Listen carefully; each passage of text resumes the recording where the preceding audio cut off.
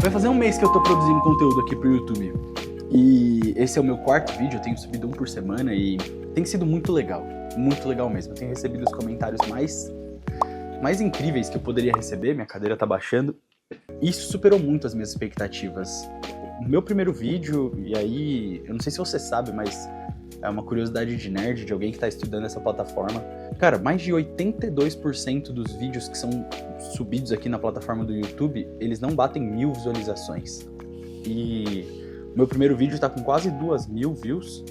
E por que isso pra mim tá superando minhas expectativas e por que eu tô gostando tanto disso? É porque eu tô tentando visualizar isso, eu tô tentando enxergar isso fora desse efeito bizarro que o Instagram colocou na nossa cabeça, que é não saber quantificar as pessoas com base nos números que eles têm apresentado pra gente. Sei lá, às vezes a gente sobe alguns stories, posta alguma coisa e vê, sei lá, 140 views, e a gente acha isso pouco, ou a gente posta algum vídeo, sobe alguma coisa com 3.000 visualizações e a gente compara e acha que isso é pouco. Mas, mano, você já parou pra pensar o que são 120 pessoas numa sala? O que são 2.000 pessoas numa sala? Eu tô, acho que atualmente, com 360 e poucos inscritos no canal, 365, se eu não me engano. E eu tô com uma meta de até o final do ano chegar a 500, então se você não é inscrito, me ajuda aí, vai ser muito legal ter você aqui com a gente. Mas eu tô tentando enxergar cada pessoa como de fato uma pessoa. E mesmo eu produzindo conteúdo durante todo esse mês, recentemente eu tenho pensado no porquê que eu tô fazendo isso. Por que eu decidi produzir conteúdo pra internet? Pra de repente suprir um desejo de criar alguma coisa, ganhar grana e ter isso como uma expectativa e um plano de vida? Eu diria que sim, acho que esse é o meu maior objetivo, esse é o meu principal objetivo, e eu não tenho problema nenhum em admitir isso. Eu tenho vontade de criar conteúdo e viver dessa forma, mas o que isso tem a ver com o processo criativo? Eu acho que tudo que a gente faz, ele tem que passar primeiro por um porquê. Tem que ter um porquê bem claro do porquê que a gente faz essas coisas. E é muito louco, porque não importa o que você faça, assim, sei lá, pelo menos na minha cabeça, eu acho que independente da sua profissão, se você é bancário, se você é Uber, se você é chefe de cozinha, não importa o que você seja, de alguma forma todo mundo tem algum ímpeto criativo, algum desejo de criar e participar e viver algo novo, assim, sei lá. E falar sobre processo criativo não tem só a ver com pessoas criativas que trabalham com arte, mas acho que é pra todo mundo. E por que eu tô falando sobre isso? Por que eu venho aqui falar? Porque provavelmente, assim como você, eu já me perguntei 1 bilhão de vezes a triste pergunta: e se ninguém gostar? E se ninguém gostar desse vídeo? Se ninguém, sei lá, se a reação das pessoas for diferente da que eu tava imaginando? E isso é completamente comum a gente viver isso, porque a verdade é que todo mundo que faz algo, faz alguma coisa pra alguém. A verdade é que todo mensageiro tem alguma expectativa de que a sua mensagem alcance o seu receptor, ou alcance alguém, ou que alguém seja tocado, ainda que esse alguém seja você do futuro, que possa ver esses conteúdos e lembrar de como as coisas eram. Isso é um fato. Eu comecei a lidar com essas crises muito novo, assim, eu acho que eu tinha uns 9, 10 anos, eu sempre fui muito ligado à música, né? Sempre gostei muito de música, e eu odiava quando alguém chegava pra mim e falava assim: pô, Heitor, toca uma música aí, porque parece que me dava um branco gigantesco, e se você é músico, com certeza você já viveu isso, parece que me dava um branco gigantesco, e eu falava, tipo, vira um negócio meio de doido, que você fala pra pessoa: não, escolhe uma música você, aí a pessoa fala: pô, mas você não sabe nenhuma música? Aí você fala: não, eu sei várias. Então toca uma aí, sei lá, vai virando um negócio meio de maluco, mas a verdade é que você só sente isso porque você tem uma expectativa de suprir a expectativa do cara que você vai mostrar a música, né? É tipo quando alguém chega e te dá um celular e fala: bota uma música aí. Isso não é simplesmente uma pergunta, você tá falando a respeito do seu caráter, a música que você colocar para as pessoas ouvirem, isso define quem você é, não é simplesmente uma escolha de uma música. É muito doido como isso tudo tem a ver com, muitas vezes, um processo de aprovação das pessoas ou aceitação das pessoas. E eu acho que a primeira parte do processo criativo, uma vez que você entende o porquê, é saber que isso vai acompanhar você. E uma vez que eu entendi isso, eu comecei a perceber que existem 3 fases no processo criativo que você precisa vencer. A primeira fase é a fase da conexão. Isso pode parecer um pouco óbvio, mas a pergunta que eu tenho me feito é: como eu posso me conectar com o máximo de pessoas possíveis? E o que eu tenho sido levado a pensar e o que eu tenho vivido nesses anos criando, não só para mim, mas isso faz parte do meu trabalho também, é que eu tenho entendido que o principal responsável pela conexão é a autenticidade. Você precisa ser autêntico. E aí eu lembro que na época da minha faculdade, quem era autêntico era quem escutava indie, sei lá.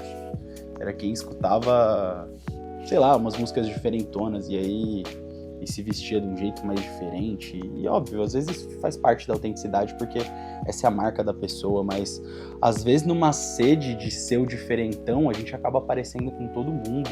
E às vezes a autenticidade tá em você ser você.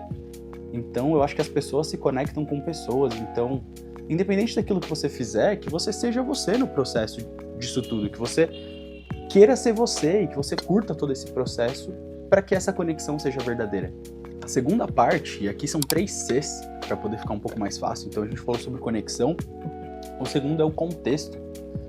Você precisa avaliar o contexto, e aí eu falo a respeito da saúde daquilo que você está lançando. Eu lembro que eu morei no Rio de Janeiro, uma fase da minha vida, morei 6 meses lá no Rio, porque eu fui estudar, e era engraçado, porque quando eu cheguei, um cara que saiu de São Paulo, fui pro Rio, eu levei uma mala com muitas calças e moletons, inocente que era, até que eu percebi que bermuda e chinelo reinava no Rio de Janeiro, não tinha como. E aí, conforme eu voltava para São Paulo e ia pro Rio de Janeiro, eu ia mudando a minha mala e eu precisei me adaptar ao contexto local para que eu não sofresse lá, porque no final das contas eu não tava aguentando mais um calor de 40, 41 graus, não querendo impor quem eu era ou o meu estilo na época, né? Eu precisei me adaptar ali ao contexto, e às vezes as nossas ideias precisam ser da mesma forma, não se adaptar ao contexto, mas que a gente possa fazer antes uma leitura de, cara, o que a minha realidade precisa, o que minha empresa precisa hoje, o que a minha família precisa hoje,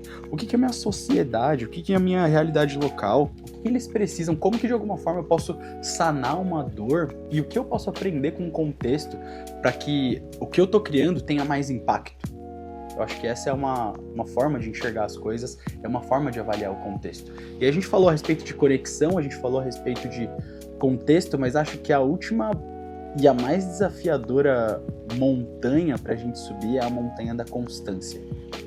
É muito difícil ser constante, porque eu confesso que eu travei um pouco no meu primeiro vídeo, fiquei feliz que as coisas deram certo, mas a primeira coisa que bateu na minha cabeça é, cara, qual que é a próxima grande ideia que eu preciso ter para alcançar mais pessoas? E se eu, de repente, não tiver mais grandes ideias? E se eu travar nisso?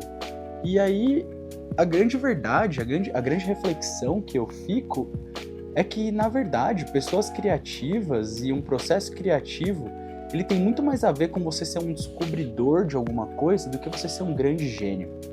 Por que isso tira um peso das suas costas? Por que isso tem o poder de tirar um peso das suas costas? Porque um grande descobridor, na verdade, ele não precisa ser um crânio ou muito inteligente em alguma coisa, mas na verdade ele precisa ser um cara atento e curioso às coisas que estão acontecendo.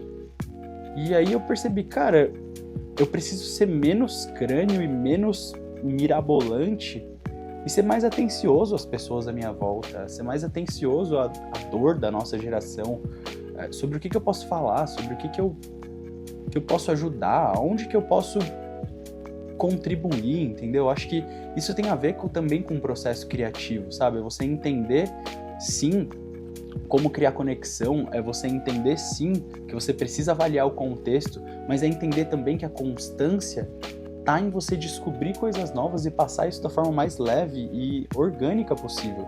E aí, talvez se você é cristão, assim como eu, a pergunta que eu tenho me feito é, Deus, o que no céu existe que eu ainda não vi aqui, que a gente ainda não viu aqui? Do que tá se falando na nossa geração e que a gente ainda não percebeu e de repente é uma dor que a gente pode suprir? Então que, sei lá, nesse processo de ser criativo, que você possa adotar esses 3 Cs, avaliando sempre como criar essa conexão, avaliando sempre o contexto, mas principalmente entendendo que a constância está em ser simples e em descobrir o que as pessoas à sua volta precisam. Então, se esse vídeo fez sentido para você, que você possa curtir esse conteúdo, considera se inscrever no canal, eu vou ficar muito feliz. Mais uma vez, eu estou numa meta de alcançar aí 500 inscritos até o final do ano. Aqui é um lugar que eu vou aumentar ainda a frequência. dos conteúdos, eu tô curtindo muito fazer tudo isso, e eu espero que vocês também. Então é isso, gente, eu sou o Heitor Sola e até o próximo vídeo.